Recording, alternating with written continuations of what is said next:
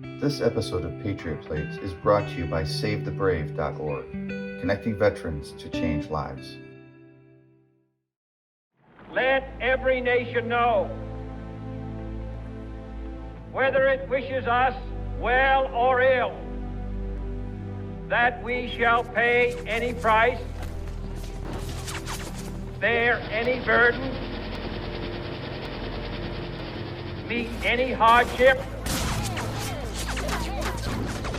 support any friend, oppose any foe, to assure the survival and the success of liberty.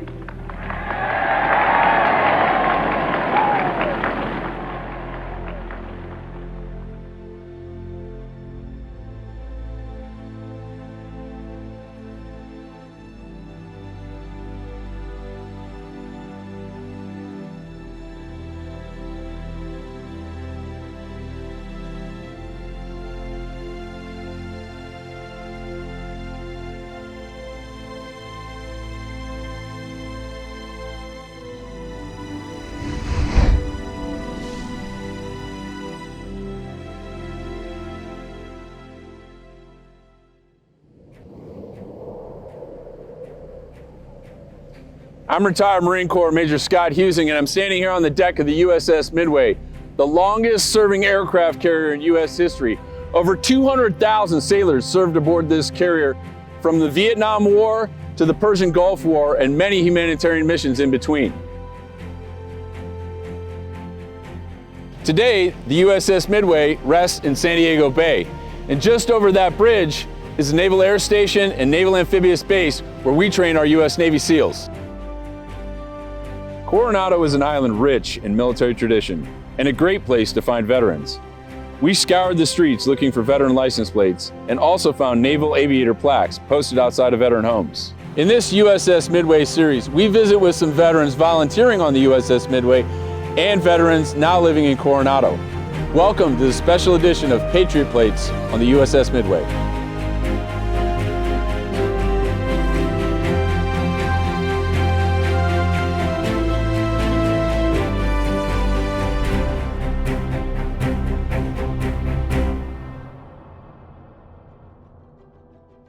My name is Rush Williams. I joined the Marines in October of '54, right after I turned 17. I retired from the Marine Corps in 1975 as a Master Sergeant. My father was in World War I, and through all the major battles, he was wounded at Belleau Wood. My 8th grade Halloween party, I wore my dad's dress blues. When he had to sign the papers because I was only 17 to go into reserves, he didn't say much, but I know he was darn proud. Of the 21 years I was on active duty, 7 of it was spent in the Mars program at both MCRD, Mars Radio in Vietnam.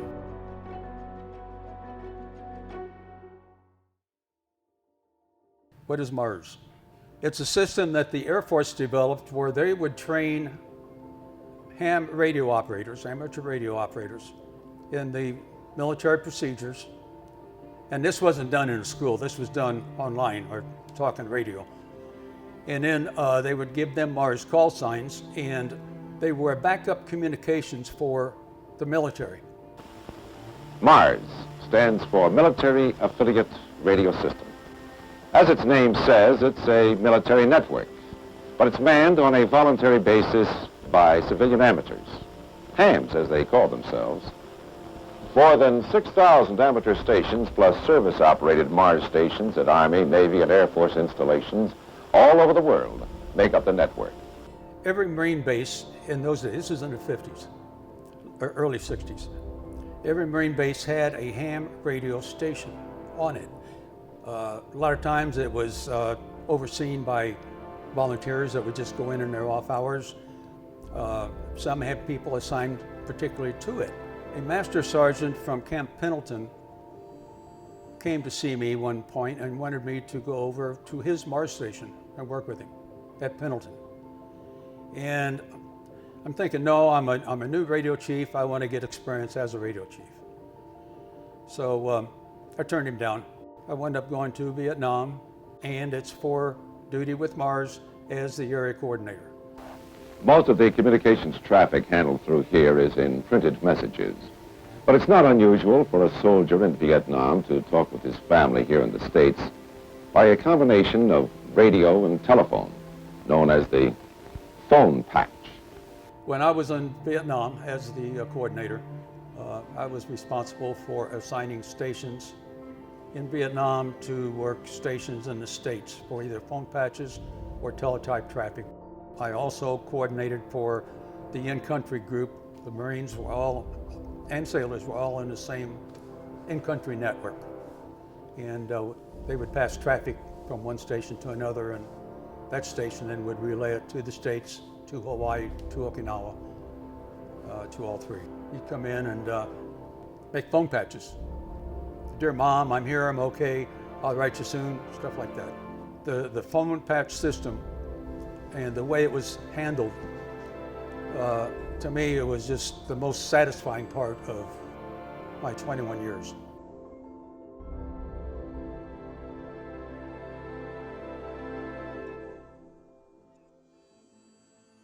The volume of calls from Vietnam has skyrocketed to several 100,000 a year through the Mars facilities. In Vietnam, we worked 12 on, 12 off, 7 days a week, because that waiting room was full. Once the bands opened up, and just word of mouth. We had a couple get married by phone patch, and the two of them gave their vows. Don't forget to say over. And that was legal. I mean, the minister on the other end signed it. That made it legal. So that may have been, I'd call it weird. We had one telephone operator that actually came down in her off days and would run the phone patches just for the experience.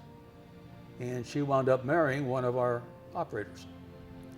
The saddest is, and it happened more than once, is Marine. I know it's going to happen. I still choke up. Talking to his parents and being killed the next day. And it did happen more than once, sadly. So yeah, that's really saddest. And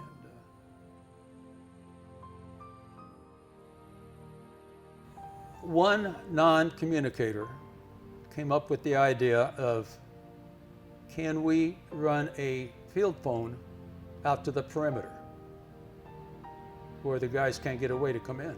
It wasn't as good and clear as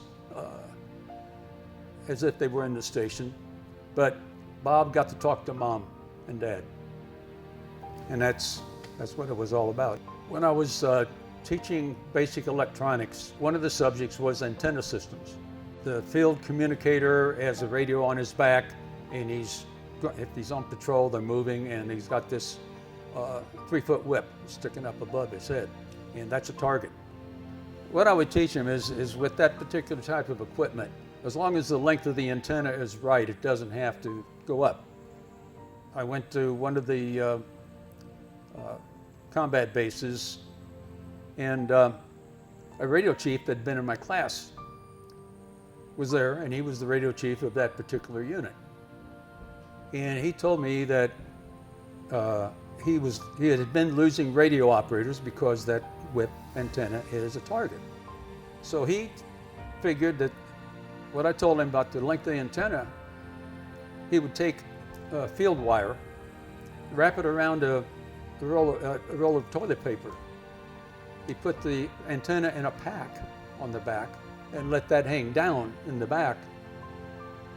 And he had his communications, but he hadn't lost a radio operator since. That, I think, was probably one of the most satisfying parts of my whole career. It probably saved a life or two. The cooperation, collaboration, whatever term to be used, between the military operators and the civilian operators, hams, it was fantastic. The importance of it was just unbelievable because of what we did for those young guys and their families. Even today, when I talk to some retired Marines or some Marines that were there during that time period, or in Vietnam period, do you ever use the Mars bar? Oh God, yeah. And you know, and it's the way they say it. It's not, yeah. It's you could tell it really helped, and of course we could tell then because you know, there were tears in the phone calls, but it's because they missed each other.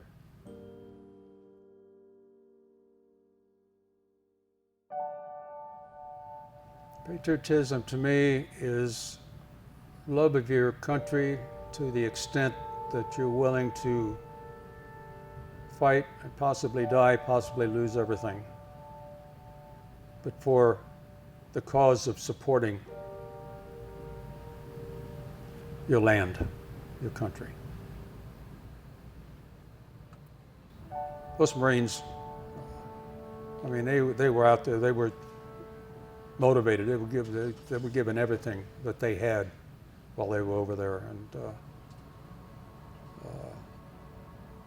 so being able to be of service to them is part of my being patriotic.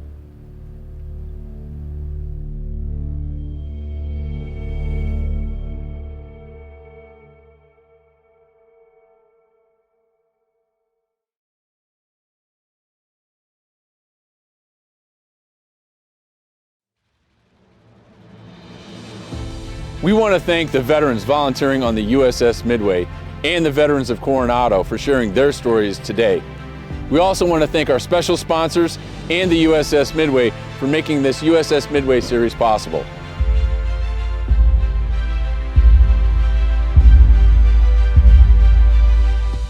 Don't miss our upcoming veteran stories on Patriot Plates by liking and subscribing below. I'm retired Marine Corps Major Scott Husing, hoping that next time you see a veteran license plate, you'll think about the service and sacrifice behind it. Thanks for watching Patriot Plates. One veteran, one story.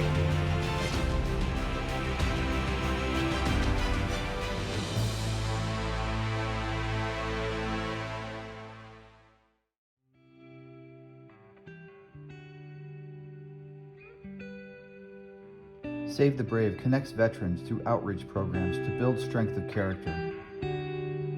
Our essential task is to prevent veteran suicide. Save the Brave is committed to providing veterans with post-traumatic stress ways to connect in a safe space. To donate your time, money, or resources, visit SaveTheBrave.org. Reach out to a veteran in need and direct them to Save the Brave.